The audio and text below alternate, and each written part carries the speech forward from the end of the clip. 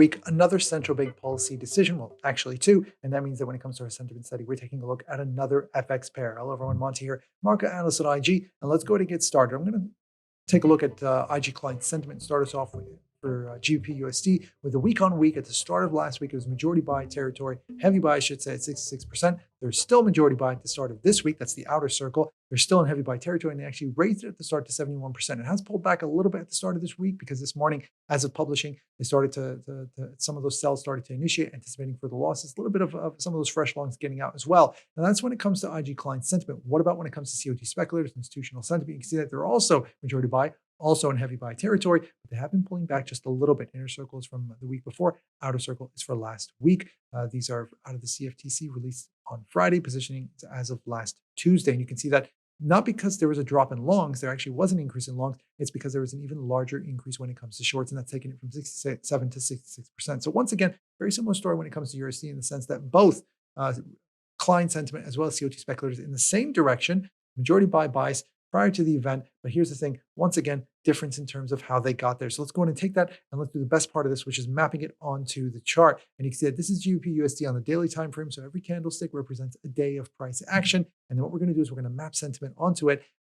Blue dotted line is IG client sentiment. Green dotted is COT speculators. And you got to look at the left axis because it's going to be as percent long. So when you see the blue dotted line at say 32%, that means that they're buy 32%.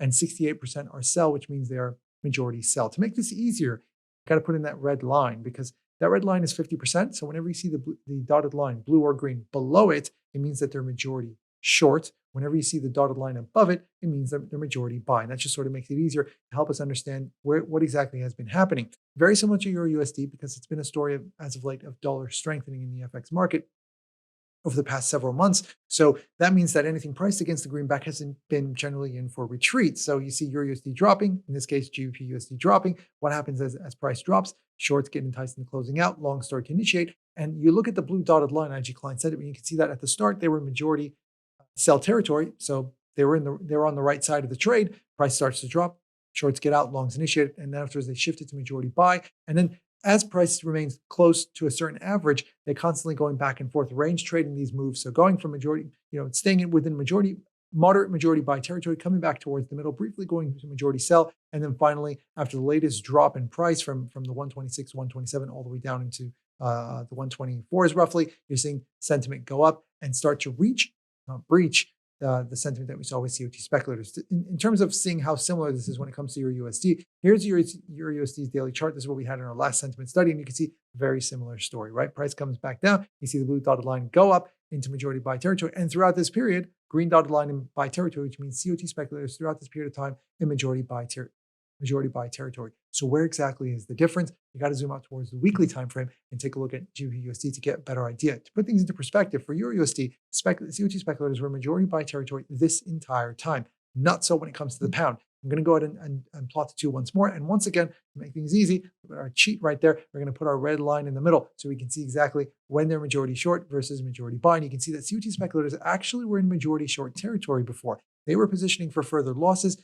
Though to be fair, they actually had positioned well before that significant move lower. So they were kind of, it's a bit like a snowball going down a mountain. And then as it moves in favor, they sort of add to positions, going with the momentum instead of positioning opposite or going against the move. So in this case, prior to this, they were majority short territory. And then when prices start to recover, shorts start to get a little bit impatient and they started to close out. And generally speaking, they were in moderate majority short territory, then shifting around the beginning of the second quarter of this year, shifting into moderate majority buy territory before kicking it up a notch into heavier buy territory, but never really going into the extreme like we saw with the euro. So they've always been a bit more cautious when it comes to the pound compared to what we saw with the euro. What about when it comes to client sentiment? You can see that every time they stayed in it within a certain average, they stayed closer to 50%, and a lot of range trading started to take place. Once it moved out of that range, you saw over here, you saw shorts get out, longs initiate. So going to majority buy, and as price comes back, coming right back. And this time when they go up, they go to majority sell. Price comes back, they come right back. Price went up this time and kind of overshot a little bit from their perspective, because you can see that that's when they started to go into heavy sell territory as shorts continue to initiate. But as it came back much more quickly, very quick to go back to the middle. And as of late, because it started to breach that bull trend channel, very similar to what we saw with the Euro USD sentiment study, seeing them jump up into heavy buy territory. I'm going to go and pull up IG's trading platform. And this is on the weekly chart, just to give you guys an idea. We were looking at this period over here. You look back and you see this volatility, and this is the reason why you'll see them very more cautious after you see a big volatile moves, big squeeze like that. And this is the reason why you see as well CO2 speculators a little more cautious about when to unwind. They initiated prior going short, but they're very, very cautious about afterwards. Those who are anticipating further losses and saying, oh, well, technicals are still bearish. They're very, very slow to unwind before finally shifting towards majority buy territory, and even then a little bit more cautious. You can find, by the way, IG client sentiment right over here. Instead of looking at a chart, you got news, signals, and then right over here, client sentiment. So that's about it from our end.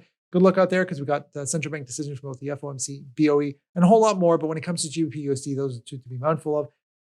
Good luck out there, and as always, happy ticks.